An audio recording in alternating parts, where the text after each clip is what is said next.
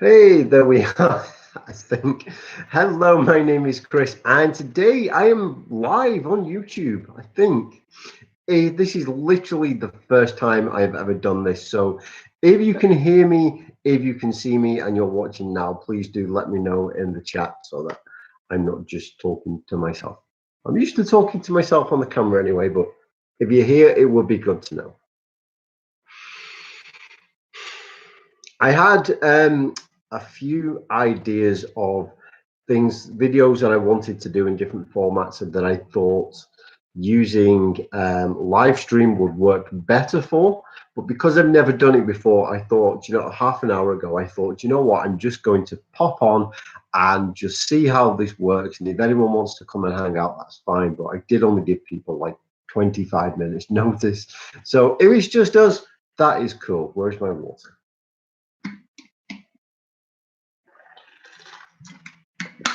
I figured while I was here, I would answer a question that I've been asked a couple of times recently, which is, can I honestly say that I never get cravings for cigarettes anymore? And the answer is yes, yes, I can honestly say that. I made that video when we were in Michigan a few months ago even, talking about the 4 stages of quitting smoking, how you go from being, a smoker who wants to quit to being a smoker who is quitting to being a smoker to being an ex-smoker to finally being a non-smoker. Hi to you. You think you found the wheel? Awesome. Yeah, so there was a thing where I was talking about that, and you finally become a non-smoker, and you get to the point where cigarettes, they're just not part of your life anymore. You don't actively think about them, you're not conscious about them. You can go into stressful situations, and the first response is not to take a cigarette.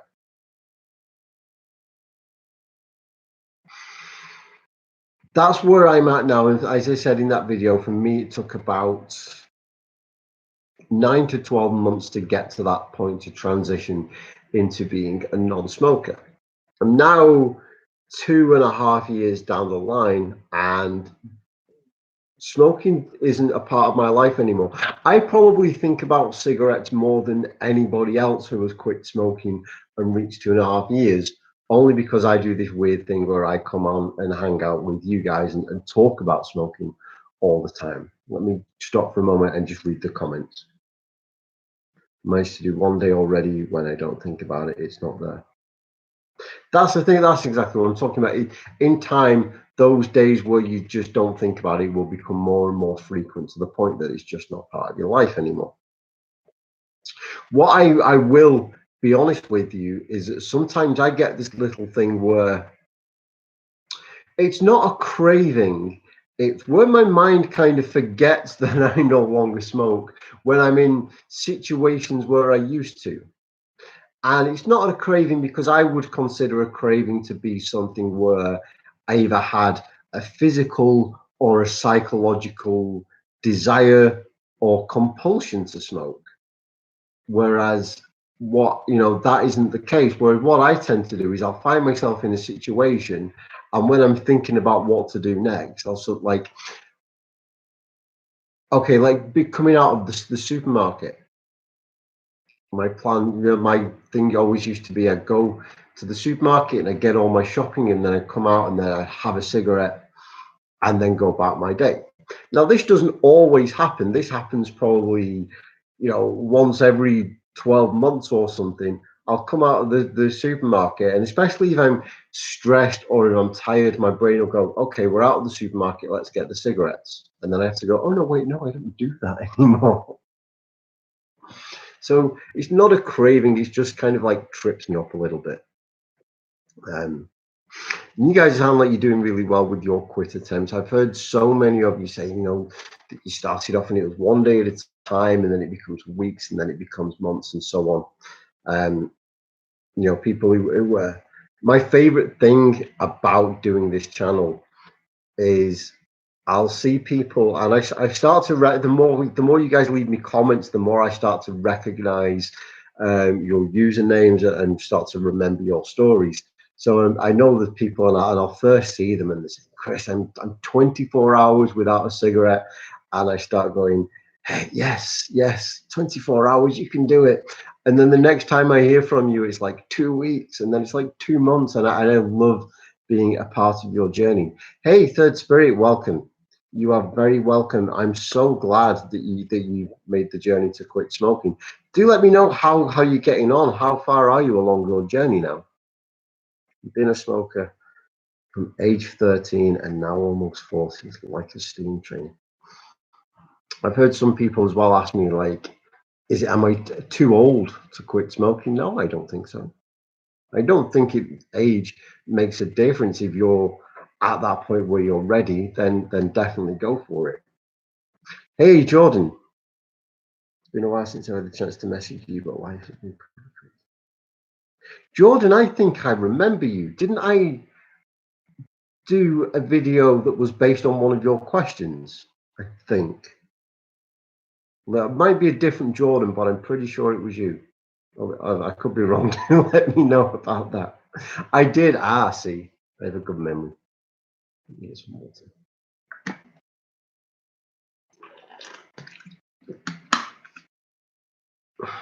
If you have any questions, by the way, whilst I'm online, then do let me know, and I will try to answer them. Kiwi Monk 369. I'm on day 19. I don't think about it anymore. It's true. Some people exactly. That I think that's something I don't tend to say enough. I tend to make a lot of videos for people who are struggling, people who are having a hard time with this, that, and the other. But it is, some people quit quite easily, or they don't necessarily quit easily, but they go through the 4 stages of quitting smoking faster, and they become happy, healthy non-smokers faster than others, which is awesome. There's no, it took me a year to become normal, but that doesn't, I love it when people get there quicker, because then they don't have to go through half the crap that I went through. Started when I was 17, smoking 3 packs a day before I quit. 78 days smoke free. That's amazing. Keep going. Yeah, I found the same. When I started smoking, it was like 1 or 2 cigarettes a day, and then before I knew it, it was 10 cigarettes a day, and then I kept for so long telling myself, like, okay, I'm never going to smoke more than these 10 cigarettes a day. That's enough. And then all of a sudden it's, I don't think there was a leap between 10 and 20. All of a sudden I'm smoking 20 cigarettes a day. And then on and on and on it went. I think by the end I was definitely smoking 40 a day. I think sometimes even 50. So yeah, I can relate to smoking at least 3 packs a day, because I probably bought 3 packs a day, even if I didn't smoke them all. And it's true. I've been doing a lot of writing lately about quitting smoking for a book I want to put together, and talking about how easy it is just to replace one addiction with another. I know for me that it doesn't actually surprise me now that when I stopped drinking and got sober, my the amount that I smoked increased, because I didn't even realize I was doing it at the time. I was just replacing one thing for another.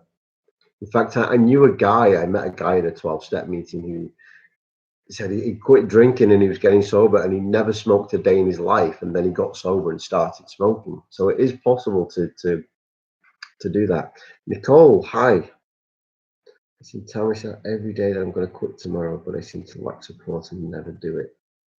Do I have any advice?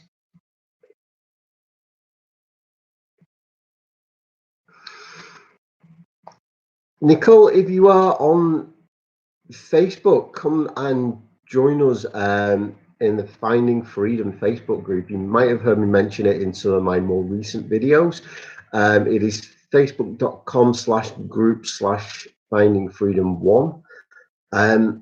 I appreciate that online support isn't always as good as having support actually physically there in person, but And I've said this before, I'm so proud to be part of that group for all the love and support that people show one another. I've never seen anybody post in that group and say that they're having a hard time or they need support and be ignored. People are always there to help, always there to support. The other main piece of advice that I would give you um, is to, you might have already written down a list of reasons why you want to quit. What I would do is I would take those reasons to the next level and not just have down on a piece of paper, I want to quit smoking because I want to have more money or because I want to be healthier or whatever it is, but to write those down and then to spend some time really visualizing what life will be like once you achieve those goals or those reasons. I find if I do, like if I'm planning a goal or something and I spend some time visualizing, not necessarily the journey up to it, but when I've achieved it, like how good it's going to be and what I'm going to see and what I'm going to feel, I get really excited, and that really gets me like really motivated to get onto it. I think bleh. I made a video called something like how to get motivated to quit smoking. Um, so maybe that might be helpful. Mark, welcome. White Dove Frost, welcome. I'm so glad you're with us. Yeah, I get that, Nicole. When there are other people um, in your life who smoke, and especially if they're not supportive at all. I hate to keep referring back to other videos, but did you see the video that I made that was called something? Let me find it, because I covered this subject in detail last year.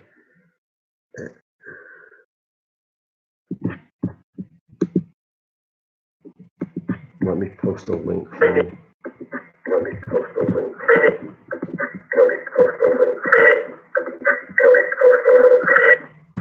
Oh, I clicked on the wrong tab and it all went weird.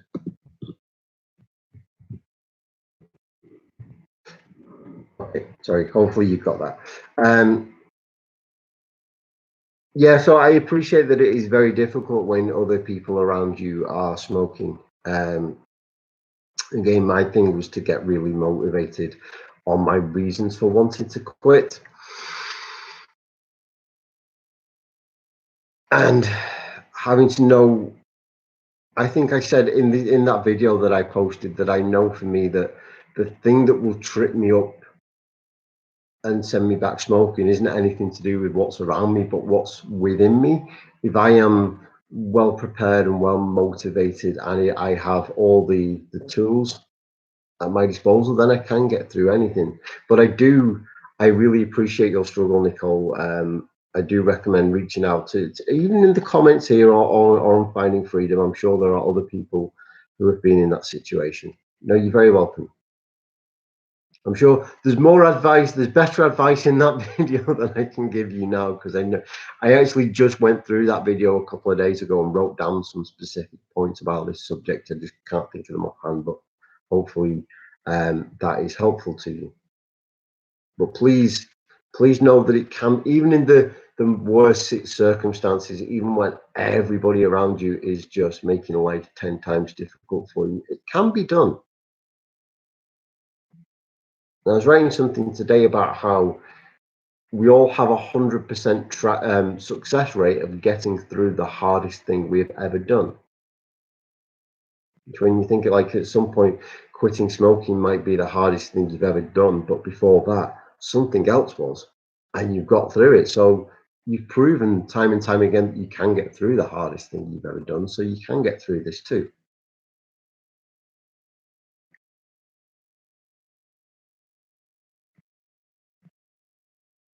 I'm just reading the comments again.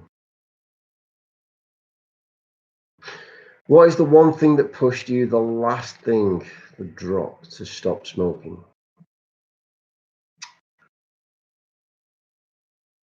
I think, I don't know if there was one specific thing where it was like like one sort of like light bulb moment. Quitting smoking these days, yeah, I do it all the time. I don't think there was necessarily one light bulb moment where it's like, haha, I need to quit. It was just reaching that point where, to steal an old phrase, I got sick and tired of being sick and tired. I've shared many times before that I would wake up in the morning and just cough my lungs up. And I don't mean just a little, I mean really horrible, nasty, disgusting kind of coughing. And I just got sick of doing that every morning. And then I go to the shop to buy cigarettes, and they like hand over all this money and think I'm just paying to destroy myself. You know, I tried to get in shape and do exercise, and I was always exhausted because I just never could do it. That's exactly what it was. It was just this like a slow, steady descent into misery and poor health and pain through the nose for the privilege of basically slowly killing myself. Um, and I tried it, all kinds of things. I think most of the things I've made videos on, I tried to use to quit smoking. But the one instance where I knew, right, this was it for me was, hi Tanya, good to see you. Um, what is that? The secret to quitting smoking is to try every day. I am more than 200 film. 3 years ago, excellent, well done. Yeah, the incident for me was like I knew for definite I was done. Was I'd been using Champix. Now I'd used Champix before unsuccessfully, and I was using Champix, and I'd also done. I don't know if any of you saw this. I made a video that was based on a neuro-linguistic programming technique where it's like you associate in your mind, you associate cigarettes with like really disgusting things like horse manure and buckets of phlegm and all kinds of stuff. That's in the video somewhere. But I'd also been doing that.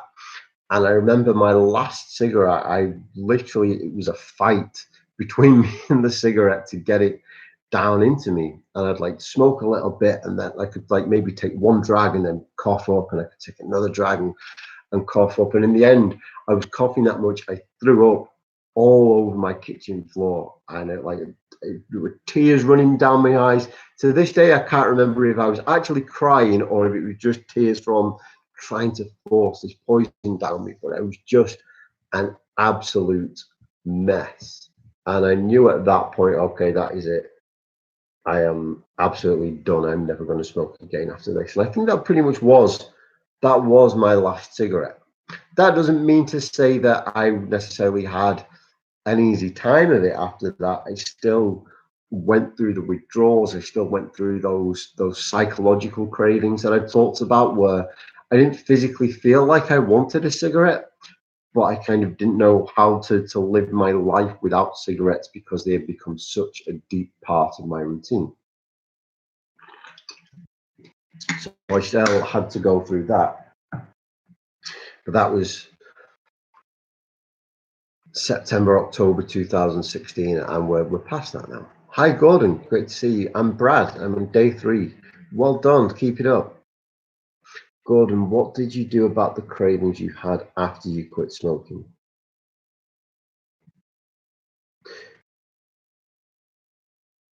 It feels like an overwhelming power at times. There's so much that we can do for cravings. For me, it was simple things. There was a time when I didn't really handle my cravings very well, and I would find myself just bouncing off the walls and stuff. So I learned pretty much everything that I've shared with you on YouTube so far, particularly when I would get myself into such a state that, like you say, the cravings were overwhelming. I would quite often try and do the cognitive behavioral therapy grounding technique that I posted a couple of weeks ago, where I just stop for a minute and go, okay, what can I see? What can I touch? What can I hear and smell? Just to sort of bring myself out of, because when you're in that moment when the withdrawal symptoms are really kind of just overpowering, you're not really thinking clearly, you're not really thinking cognitively, you're sort of swept up in the emotion of oh my goodness, I'm trying to deal with this. That grounding technique just makes you think logically and practically, and sort of brings you out of feeling like that and ground you in the present moment. And then I can either take deep breaths and just do some breathing exercises, or go outside and go and get some fresh air, some sunshine, some exercise. Sometimes I would do the thing where another technique that I used to use quite a lot was where, when the cravings were really bad and I could feel those withdrawal symptoms coming on, I would do the thing I shared about where I would close my eyes and I would imagine it being like some kind of physical purge, where I could literally feel all the stuff, like all I could imagine, that the intensity that I was feeling was all the poison and all the toxins gathering in my body and like kind of seeping out of my skin and evaporating into the air. Now I know that's probably sounds crazy, but I found it really helpful, because when I imagined this technique and I imagined it being all the poison leaving me, it made me feel like, okay, this experience, this craving, this withdrawal, it's a bit unpleasant, but it's long term, it's good for me, because this is part of my process of my body healing and repairing itself. Kim, hi. Um, you asked about eating. Are you asking if I sort of got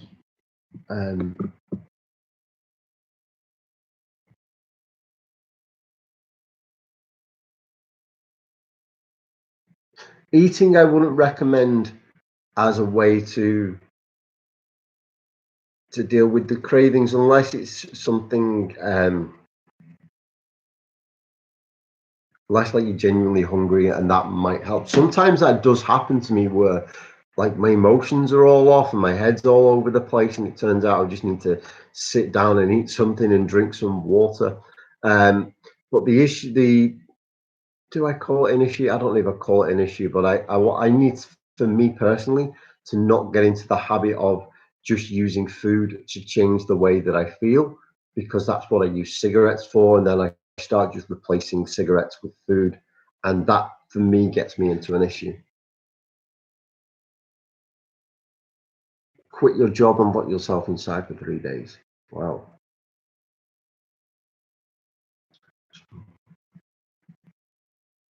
Do you know the thing about not going outside for a smoke? I was actually going to record a video tomorrow, but I don't know if I'll do it till next week, talking about the joys of being smoke free. There was a time just before Christmas, I was out walking I was looking after my parents' dog for the week, and out walking. It was about 6:30 in the morning. It was cold. It was just after Christmas, so it was dark. It was wet. It was horrible. And there was a woman stood outside of her house. She was kind of sat in her garage with the garage door open, in a dressing gown with a blanket round her, sat there smoking in the rain and cold. And she just looked like she was having the worst time of her life. But she'd chosen to go and do that because having a cigarette was more important to her than being in a nice warm home. And I just thought, wow, do you know what? In that moment, I was like, I'm so grateful that I don't have to do that. Okay, I was out in the cold and too, but I was walking the dog and getting fresh air, and finding that quite helpful. Where she'd gone out to smoke. So yeah, I'm quite grateful that I don't have to do those kind of things just for a cigarette today.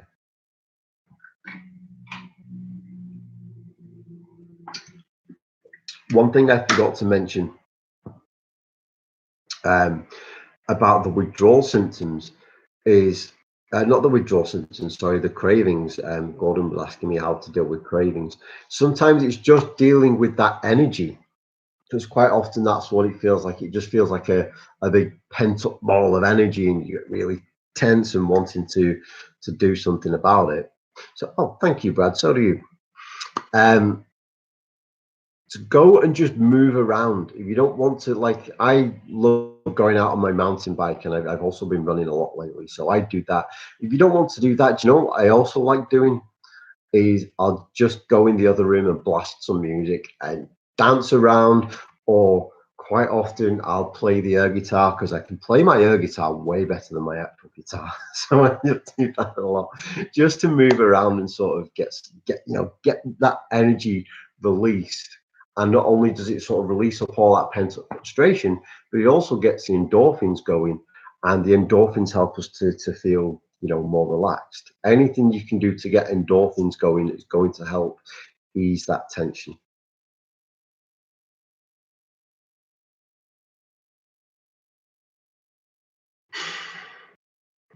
So yeah, I feel like we've kind of covered a lot here. This started, I said, I don't know who was here, but I just wanted to test out how this live streaming works. So it's been quite fun this so far.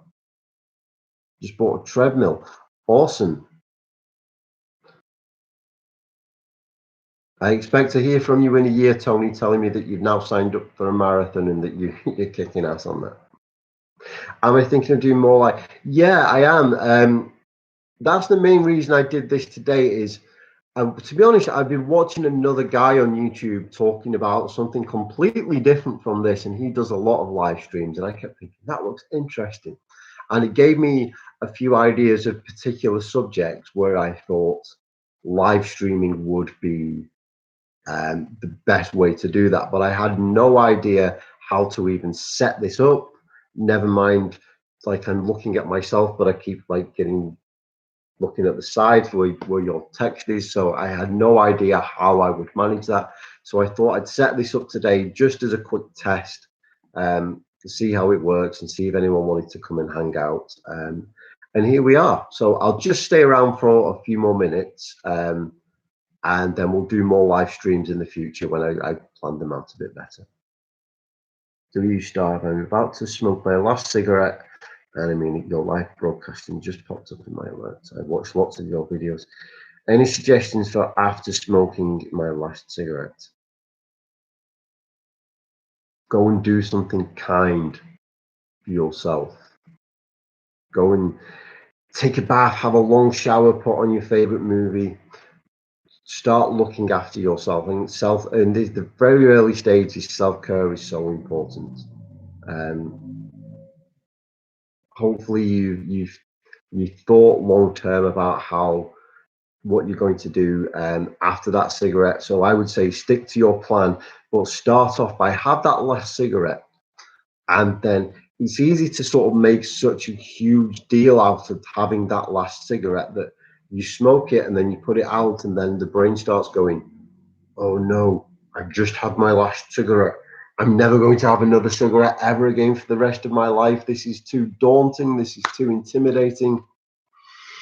And then you panic, and then it doesn't quite work out. Whereas if you have that last cigarette and then go and do something kind for yourself that you can fully immerse yourself and just enjoy, then you're not necessarily thinking, oh my God, I've just had my last cigarette. You are starting your journey to being free by embracing that freedom and doing something fun. Shining Horizon 2, I'm only 2 weeks in, but I'm excited about the journey. Excellent. Yoga helps. I've heard tongue tied. I've heard yoga is really good. It's something that I think I've done yoga once, but I would love to try and do properly. I did Tai Chi for a year, and I had to stop that when I went back to school to train for counseling. And I loved Tai Chi. And I loved it because it did so much good for me physically, but mentally as well. It was like moving meditation, and I absolutely loved it. Not stopped yet, but I changed my diets and started. That's a great start. I love that you're starting on the right foot, Kim, and you'll have all these things working in your favor.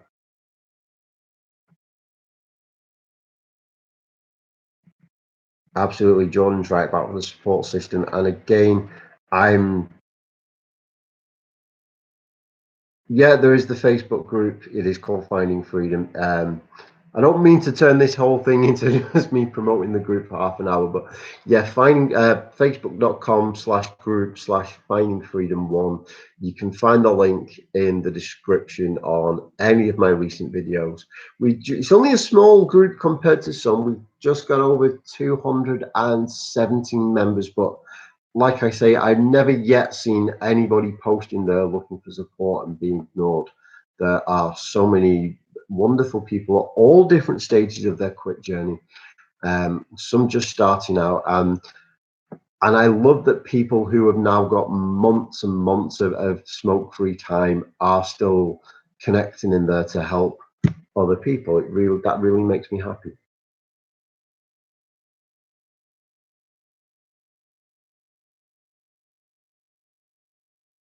There is, isn't there, Kim? There's so much support. I'm really, really proud to be part of that group. The book, yeah,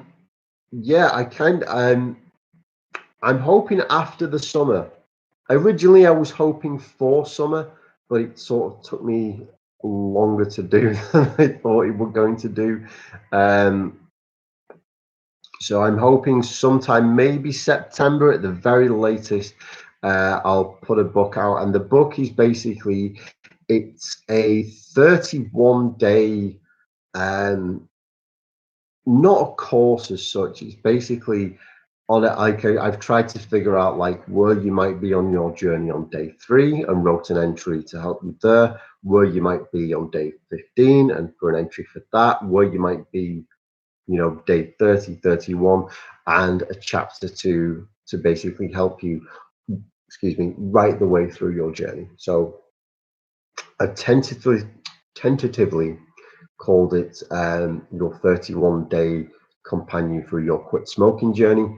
But yeah, that's one of the reasons I want to eventually do more live streams, because when the book is ready for coming out and stuff, then I'll do more live streams and we can maybe talk and hang out about it.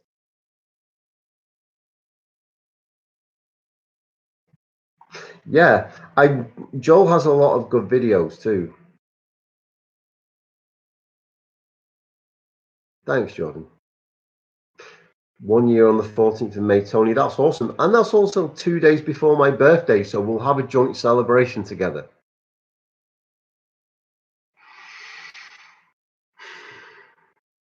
Okay. Allergic to Facebook. Don't blame me.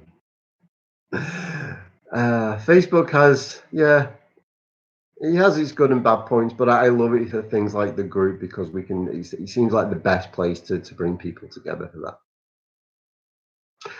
Okay. Hi, Anna. Thanks for joining us. If you have any more questions, please speak now or forever hold your peace. I'll hang around for just a 2 more minutes or so, and then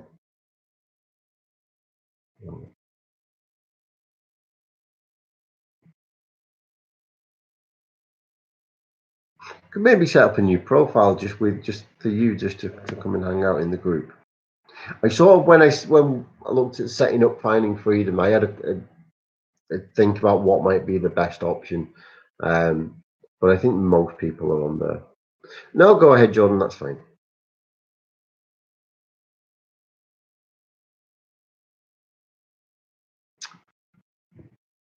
Okay. Maybe let the group. Yeah, definitely. I still have work to do on it. I'm talking like it's finished and ready to go out. It's not. I still have work to do on it, but as soon as I will definitely keep you all updated and let you know.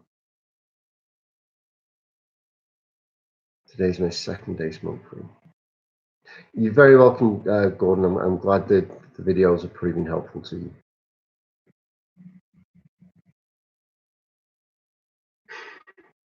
Okay, that is me. I'm going to sign off here. I hope this has been helpful to you. And so I know I've just kind of been rambling and chatting with you all, but I hope you've enjoyed it. Um, You know, it's been really fun hanging out with you, and I've enjoyed this, so we'll definitely do it again. I feel kind of awkward because normally when I do YouTube videos, I sort of at least have a think about what I'm going to say first, whereas this was, let's just turn the camera on and see what happens. Thank you so much for coming and hanging out with me tonight. I know it was short notice. I do appreciate you being here. And with that, I'm going to hang up the stream, and I'll see you next time. Bye.